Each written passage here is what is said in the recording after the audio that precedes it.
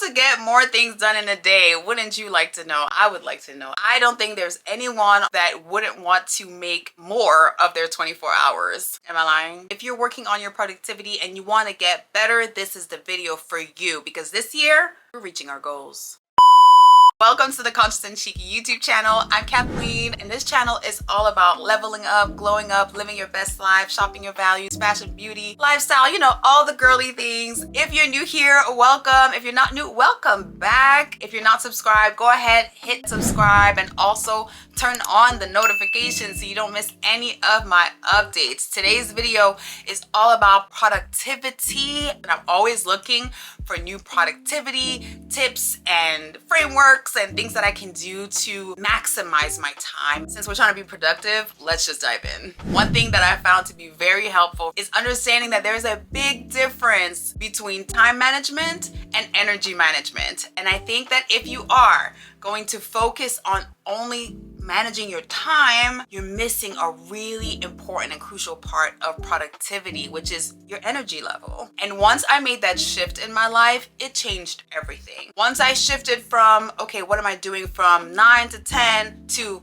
when do I feel best to write? When do I feel best to grocery shop? When do I have my best energy to record a video and to be present with you, to give you the energy that you came for? It changed everything. The first thing you want to do is understanding your own energy and to not focus so much on managing your time. And as I'm going through my other tips, it'll all make sense. Now that we have that overarching concept, we really want to focus on planning. That's number one, because if you fail to plan, say it with me, everybody, plan to fail. Not having a set direction for your day, for your week, for your month, for your quarter, for your year will lead to wasted time. It's just the nature of the beast. And I'll maybe link a few resources in the description box below that might help you, because this is more like your 15, maybe 20, 30-minute glow up in the area of productivity, and not like the deep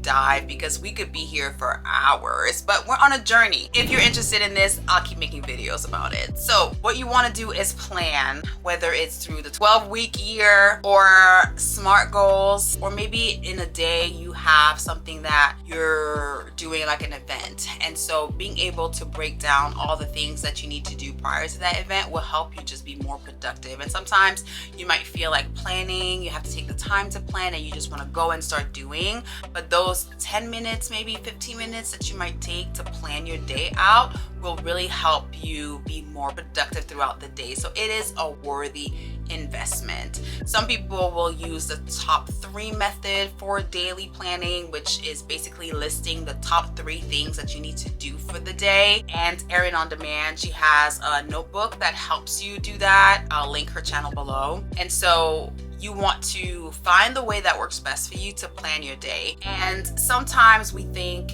doing a long to-do list is helpful, and I am a to-do list queen when it comes to brain dumping everything that's in my mind, because I find that when I'm able to clear the space in my mind by putting everything down on paper, it helps me think better. So I definitely recommend that, but having that brain dump kind of a list does not necessarily help you be more productive, because now you're looking at 20, maybe 30 items that need to be done, and they're not organized in a way that's going to help you maximize your time. So being able to stop and pull out maybe those top 3 things for the day that need to be accomplished will really help you be more productive. If you're a woman watching this, something that really changed the game for me was understanding my menstrual cycle and understanding how each phase affects how I feel. Did you know this? If you didn't know this, I'm going to blow your mind. There is a phase where you are more creative. There is a phase where you're more analytical. God is amazing to have made us this way. There's a phase where you're tired. I'm pretty sure you know which phase that is. And I don't understand why this is not taught to us in schools, and why most industries are built to cater to people who always feel the same. And that's just not the case for women. The first phase we start with is the obvious one. It's your menstruation phase, and that is the phase where you start bleeding. And so you want to be kind to yourself. Your hormones are low, and all of this is based on hormones, by the way.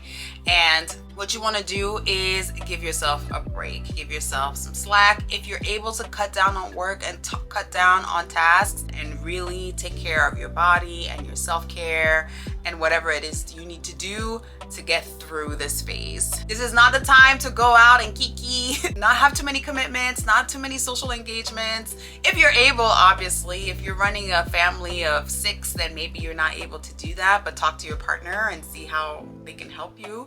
But this is when you want to really take care of yourself and slow down. Then the following phase is the follicular phase. And that phase is when the bleeding stops, your hormones start to go up again. And this is one of my favorite phases, is when you're very creative, when you're able to do complex tasks, if you have things that you have to analyze, and if you want to start new projects and think creatively and brainstorm, this is your phase. This is when you want to like dream a little. Then you go through your ovulation phase, and this is the phase where you are more outgoing, extroverted. This is the time when you want to plan meetings, have difficult conversations, because you express yourself well, you're able to interact with people, and you really want to take the advantage of that phase also to just be a go-getter. Like, this is the time you want to set up a meeting, you want to go to multiple events in a day. This is the phase for you. You're most extroverted during your ovulation phase, and this is when you want to capitalize. And if you don't have an app that helps you track these things, because each phase has a certain amount of days that it can last, go ahead and download an app. I'm using an app right now. I'll have it in the description box below. If in the future I change the app or I found a better one, I'll be sure to update that information. But it's so important. And I don't know if it's ever happened to any of you. If it has, please put it in the comments so I don't feel alone. But that maybe something happened and you were feeling very like sensitive about it, or you cried, or you were sad, and it almost, you were like, why is this bothering me so much? And then maybe the next day or a day after that, your period started and you were like, oh, okay, makes sense now. I know I've been there. Let me know if you've been there. And the last phase is the luteal phase. I hope I said that properly. I'm not sure. But that phase is when you want to start slowing down, because your body is preparing for menstruation again and your energy is going to be lower. So you want to do a lot of self-care, a lot of pampering. I know that sounds good to some of you. Also focusing on solo tasks, things that you can accomplish on your own, maybe some editing or some admin, things that are really simple for you to get through without too much brain power. So this is how you boost not your creativity. This is how you boost your productivity. If you're a woman, look into your cycle and see if there are certain things that you can align with your cycle. You will find it very helpful. You can thank me later. Now that you are aware of all these things, how do you plan your calendar? There's a few things that I love to do when it comes to calendaring. I use Google Calendar. One of those things is time blocking. And what that means is you create different blocks of time on your schedule for different tasks that you repeat every single week, whether it's meetings or it's admin tasks or it's creating or editing or writing. You're able to place those on your schedule in blocks, chunks of time, maybe 2 hours, 3 hours, 4 hours, whatever you think is appropriate, in order for you to get a look at your week to see what you're actually realistically going to be able to accomplish. And it's really important also when you do time blocking to add margin. Sometimes we think that we'll be able to just go from one task to the next, to the next, to the next, but we need margin. We need margin for things that are unexpected that might pop up on a day, or just to be able to eat and use the bathroom, or if you're not feeling 100% on that day, giving yourself some margin will help you still be able to follow your schedule without feeling like it's getting out of hand because you're really not able to perform at that level. Something else that I love to do is batching. Batching tasks is so important because whenever you go from one task to another, I believe you lose 20 minutes, I think, of productivity, and that will slow down your process. And that's why multitasking is a myth, because the moment you shift from one task to another, you've lost 20 minutes of productivity. So being able to just tap into one task and batching things. So if you are a writer, let's say, batching your writing. If you are a content creator, batching certain processes within the creation process will help you save time. So I know a lot of people who shoot videos like this one will batch record videos, because that means that they only do their makeup once or only do their hair once. They only set up the environment wants to accomplish maybe 2 or 3 or 4 videos, and that's batching. That's just smart to be able to do that. And the last thing that I like to do, which I think really helps, is going back to that time versus energy management, is when you're blocking your schedule, when you're deciding, okay, where am I going to put this writing task, where I'm going to put meal prepping, is thinking about what would be the best time for me to accomplish this. When would I be the most efficient at this, or when would I be the most present for this task? And so for me, I'll use a simple example of writing. I am my best with writing in the morning. So first thing in the morning is when I will do writing tasks, and meetings for me work better in the afternoon. So if I can help it, I will schedule my meetings in the afternoon. So find out what that is for you. Maybe meetings are better in the morning because they kind of help you jumpstart the day. Maybe you are a night owl, and so writing at night works better for you, or editing, or doing calculations, whatever job you have, and whatever will help you be more productive. One thing other for me is working out. Working out for me is better in the morning because it helps boost my energy when I work out in the morning. Whereas if I work out at night, it actually saps whatever energy I have left and makes me really tired. So just know yourself, know thyself, and plan accordingly. This is one of my favorite tips. It is habit stacking your habits.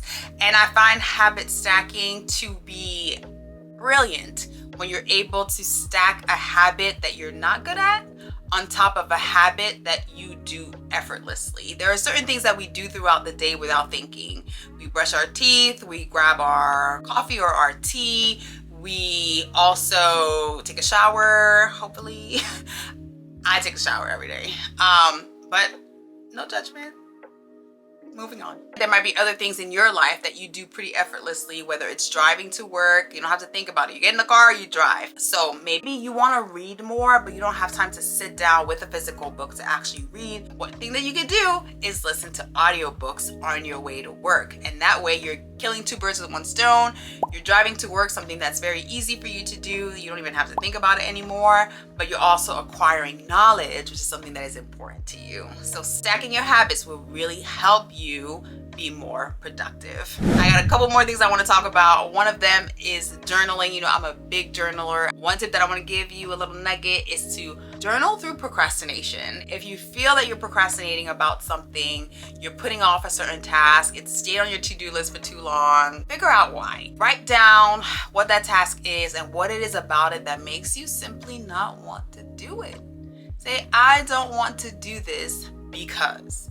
And be real with yourself. No one is gonna read it. It's just for you, and it is to help you overcome whatever it is that is keeping you. Maybe you'll find yourself saying, because I don't feel equipped to do this, or I think it's boring and maybe I should delegate it or outsource it to someone else, or I don't think that it's actually necessary. I could probably just skip this one. Whatever it might be, it will help you figure out why you're not doing it and moving on past it, because the more it stays in the back of your mind, it's occupying real estate that could be occupied by a new idea, by something else that you could be doing. Long story short, it's just occupying space that it really needs to liberate for something more productive and more useful to take place. Last but not least, this is what most people will start with, but I decided to end with it, is to start with your why. Why do you want to be productive? Why does this matter to you? Why do you want to accomplish more? That is so important, because there will be days where you don't want to be productive.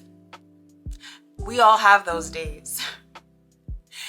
And you'll need to reconnect with the reason behind all these things that you're doing, all these tasks that you're trying to accomplish. Maybe it's financial freedom. Maybe it's being in charge of your own life. Maybe it's caring for a parent or a loved one. Maybe your why you want to be productive is so you have more free time and you can enjoy your life and you can travel more. Whatever that is, write it down. Make sure you connect with it often, so those days when you don't feel like being productive, you can reconnect and say, no, this is too important for me to slack, for me to procrastinate, for me to not show up in my life and become what I know I'm able to and accomplish the things and the dreams that I have. This is it for the video on productivity. There's so much more that we could talk about. If you have different tips, drop them in the comments. Let's start a conversation. If you found this video helpful, give it a thumbs up. Also, make sure you subscribe to this channel if you like this type of content. Share it with your friends. Also, hit that notification bell so you don't miss any updates. Make sure you connect with me on social media, Kathleen Ellie, Conscious and Chic everywhere. And until the next video, remember to stay conscious and chic. Bye.